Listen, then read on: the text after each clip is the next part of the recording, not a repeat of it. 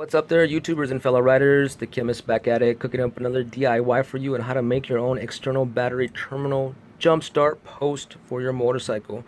Long story short, my battery died out a few weeks ago. I left my tools at home and I couldn't remove the fucking seat to get to the battery so I could jump it. I had to drive my ass 30 miles back home. I actually got a ride 30 miles back home, pick up my tools, drove 30 miles back just to remove the battery, and then drove another 30 miles back just to come home and charge it overnight. Needless to say, that is not going to happen to me again. I'm going to be prepared the next time, and even if I don't have my tools, I still want to be able to get to my battery so I can charge it or even test it for that matter. So what I want to do is create an external battery post terminal, and I had this laying around in my garage, and this is a battery post extender for the Optima batteries, or I'm sorry, Odyssey batteries, which I used to do back in the days when I used to do custom car audio. Only problem with this thing, this is a great idea. I love the way it looks. It's fashionable. It's only problem is I didn't have this nut, and this is a very special nut. It's a very fine pitch threading, and I couldn't find it at my local Aces hardware store. So I wanted to create my own for a cheap price, and I went on eBay and saw some battery post terminals when they come in different colors and have caps on them and whatnot, and those were like $20 shipped. I'm like, man, that's pretty expensive just for a single post just like this, with the piece of red rubber that goes on top. I'm not gonna pay that price for something so simple. So what I wanted to do was I wanted to create this exact same thing using nuts and bolts, and what I did was I took my ass down to my local Aces hardware store and picked up these 7 items to recreate this. This is your basic hex nut bolt, and I believe this is 3/16 at about 1 inch long. And for those of you that don't know, this is 1 inch long, and we call this the Mexican inch. And since I am Mexican, I use this, and it gets me through almost every single time. So as you can see, that is almost about 1 inch long.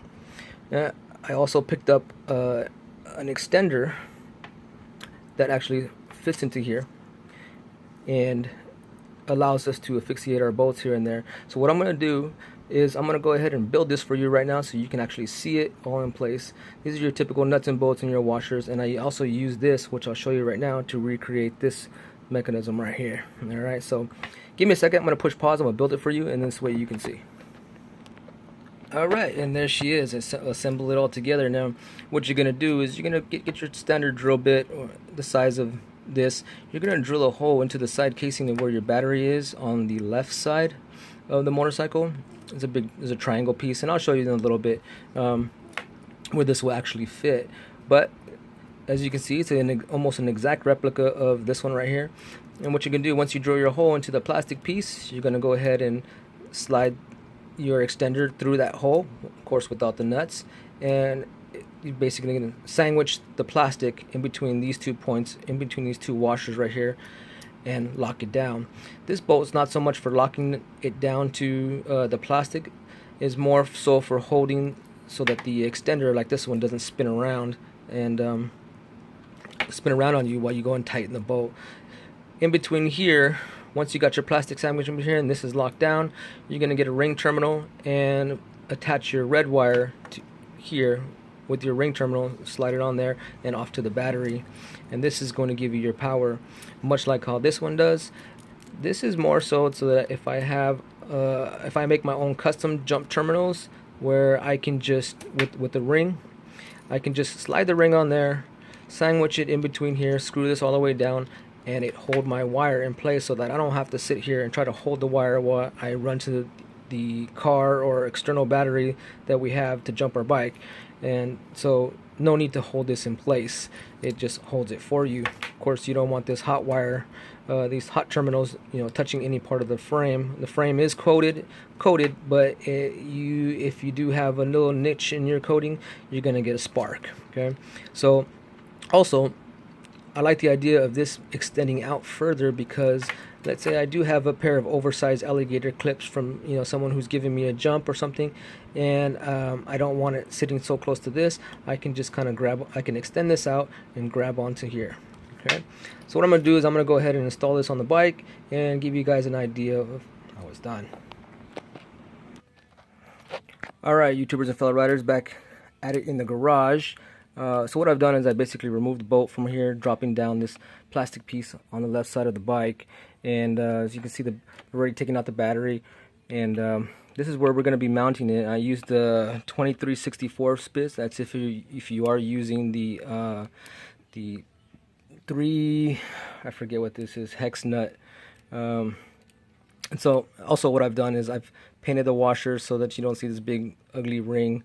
I mean, it's bad enough you got metal sticking out, but I guess if you wanted to, you could paint it black and still use this part as the connector. But at any rate, I'm gonna go ahead and stick this in here like this with my washer and pop that in there just like that. That's gonna be our battery terminal post right there. So when you get your alligator clips from your Jumpstart, they're gonna clip right onto here.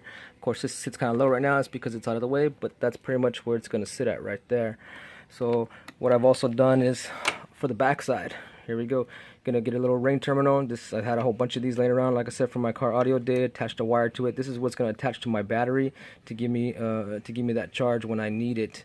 So I'm gonna go ahead and put this together and give you an idea of how the whole thing works.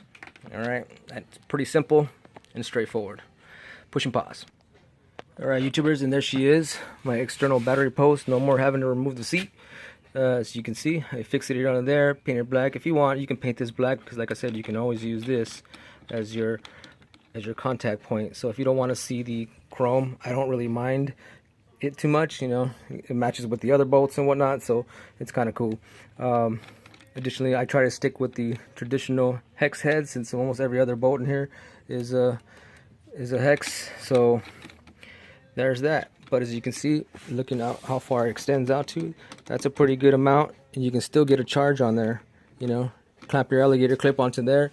If you're wondering for your ground, yeah, you can use any one of these points in here, because these are all ground based, but that would require you having to clip it onto here or hold it to here while you charge your bike. So what I did in order to alleviate that issue is I took another ring. I have one right here somewhere. Don't know what I did with it.